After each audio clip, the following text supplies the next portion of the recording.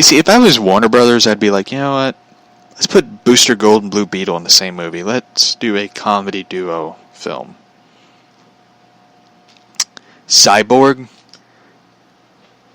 has been originally scheduled for April 3rd, 2020 release, but however, it's got delayed, of course. And my cat's attacking my shoe.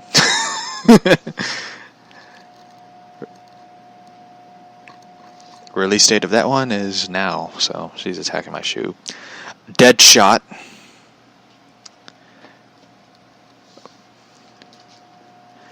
The character has been written out of the team-up film of Suicide Squad, so that Will Smith is going to be reprising his role for that one.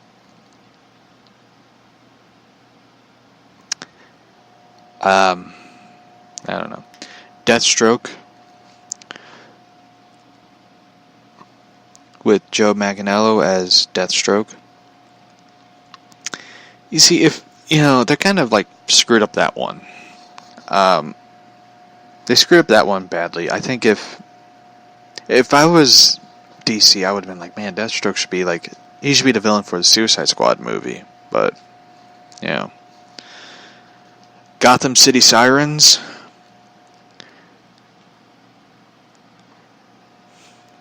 No word has been yet on that one.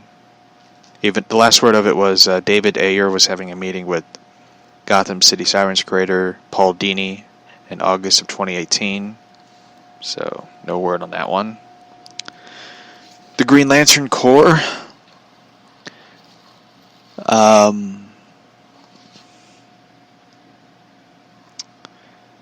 Christopher McQuarrie has said in an interview that he written a proposal for the film Warner Brothers over a year prior, which had ties to the Man of Steel sequel, but he's moved on to other projects. No movement of the film has been in development. Oh boy, let's get to the dark ones. Harley Quinn and the Joker film. In September of 2018, Glenn Ferreira stated the film, my cat's attacking the wires again. Ferreira described the film as sort of a This Is Us meets Bad Santa. The film is rumored to start production after Birds of Prey. Jared Leto's Joker. I hope this film never makes it.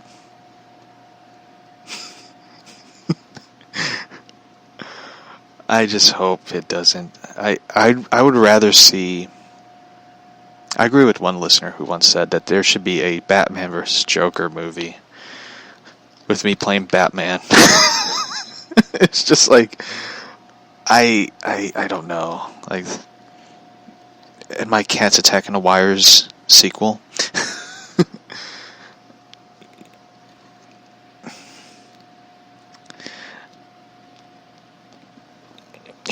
Will you stop attacking the wires?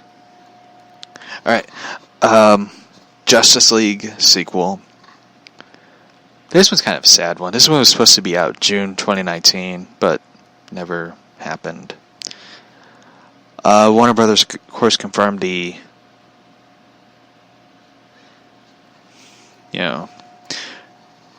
Warner Brothers hasn't confirmed anything. But in 2019, Warner Brothers is focusing on solo films instead of team-up projects. Patty Jenkins said in an interview she's open to directing the next Justice League film, though Ben Affleck will not be playing Batman in Matt Reeves' Batman film. He's still signed on to reprise his role for the Justice League sequel, so fingers crossed for that one. Justice League Dark. I think that one's dead, unfortunately. Lobo. I really want a Lobo film, by the way. I mean, that's the film The Rock should be doing. Lobo the Bounty Hunter. Originally, Dwayne Johnson was supposed to star in it. Ah, shit. That would have been great.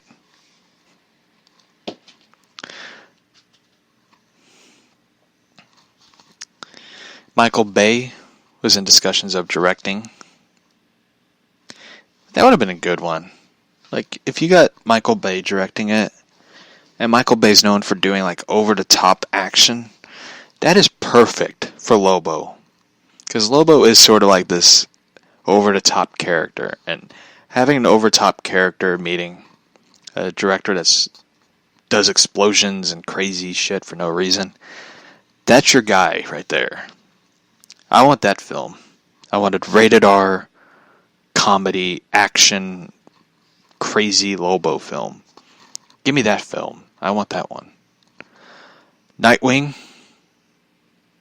I still want to see a Nightwing film, but I think they should do like a Nightwing miniseries for DC Universe. The guy who's playing Dick Grayson is doing such a great job with the character that he should do his own Nightwing show. I think if they did like a Nightwing film where he's like back in Gotham, or better yet, in Bloodhaven, or I would rather see him back in Gotham. Like, he shows up in Gotham for like 3 episodes and moves on to Bloodhaven for the last episodes. That would be perfect. That'd be a good film. Like, have Nightwing show up and have Barbara there, and they team up together, and Batman's like around. Like, I want to see that fucking show. Like, I don't want to see nothing against Titans. I like the first season. I look forward to the second. But I think everyone wants to see a Nightwing film or TV show. I'd rather see a TV show. Like the idea that I just said. Like, give me that show. Plastic Man. Oh, man. I love this character. I want to give a history of Plastic Man because he is one of the most underrated characters in comics. Written by created by an artist, writer who a lot of people don't know who he is or what he's about. So I'm going to give a bit of a bio rundown of Jack Cole. Jack Cole, who was born Jack Ralph Cole on December 14th, 1914, in Newcastle, Pennsylvania.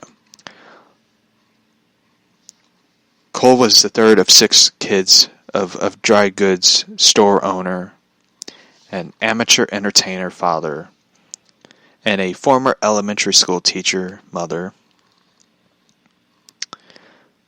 Cole was, known for... Oh, sorry.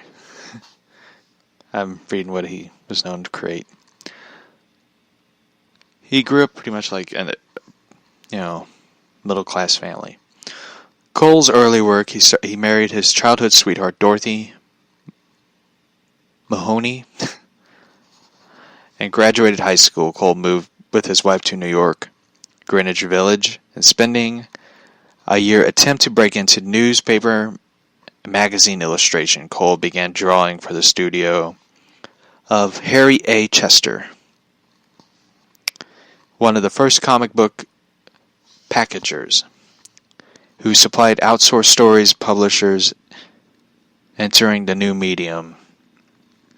There Cole drew for TNT Todd of the FBI and Little Dynamite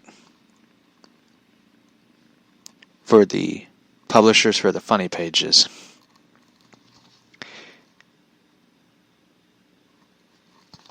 I really like Jack Cole's work. Like, he was a really good artist. Like, he kind of was a bit of ahead of his time when it came to like creating Plastic Man.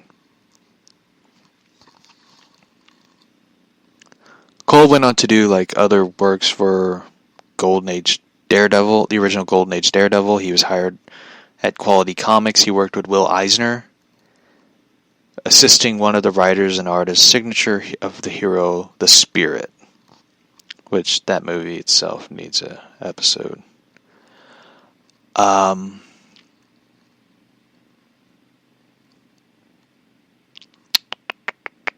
Sorry, talking to my cat.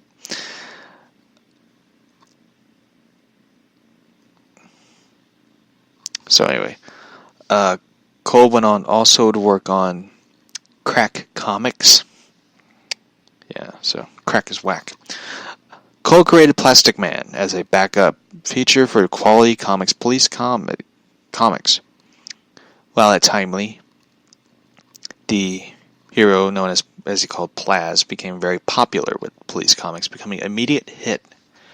With Cole's offbeat humor, combined with Plastic Man's ability of any shape, gave the cartoonist an opportunity to experiment with text, graphics, and groundbreaking manner. So helping with defy the mediums of visual vocabulary, making the quirky, funny character a hit with the golden age to modern times. Plastic Man gained his own comic title in 1943.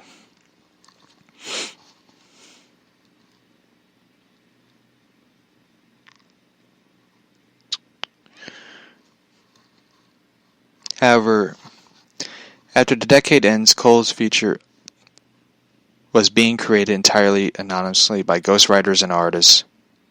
Despite Cole being named bearer, his last stint by Cole himself was in 1949 to 1950, where he couldn't save the title Plastic Man, which was cancelled in 1956. Several years of reprinting Cole's material, new stories, and others. Additionally, Cole and writer Joe Millard created a lighthearted feature called The Baker, starring a carnival baker, introducing into National Comics in 1944 on issue number 42. Cole went on to do other works for Playboy. He did pinup girl art, and he went by the pen name Jake. A lot of his artwork was amazing with Plastic Man and when he went by the pen name Jake. Like, he really was such a good artist that it's sad that his own legacy, like, he couldn't see his own character become a hit later on.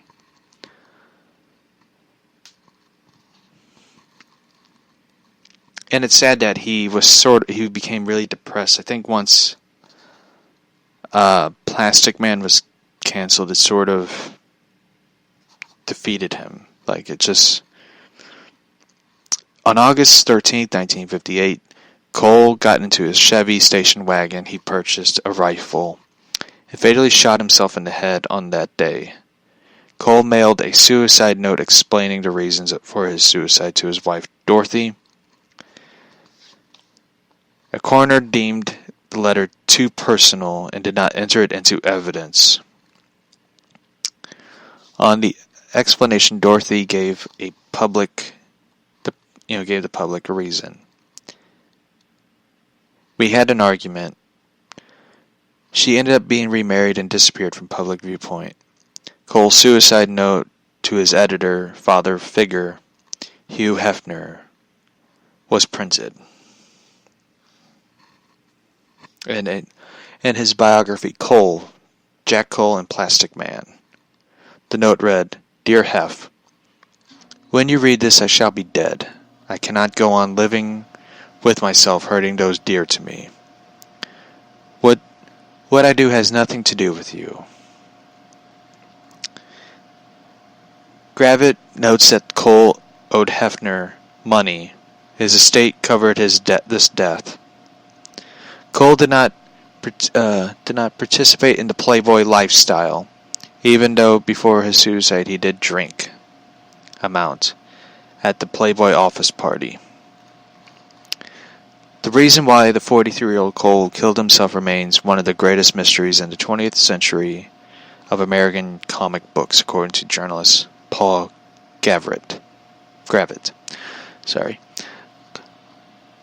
Cole was in the prime of celebrating his cartoon career, complete with praise for his gag cartoons in Playboy, gaining increasing visibility for his newspaper